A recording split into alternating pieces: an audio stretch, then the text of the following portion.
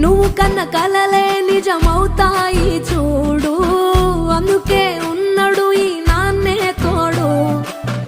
దశరథ మహారాజే నాన్నై పుట్టాడు, నువ్వు రాముడంత ఎదగరనేడు.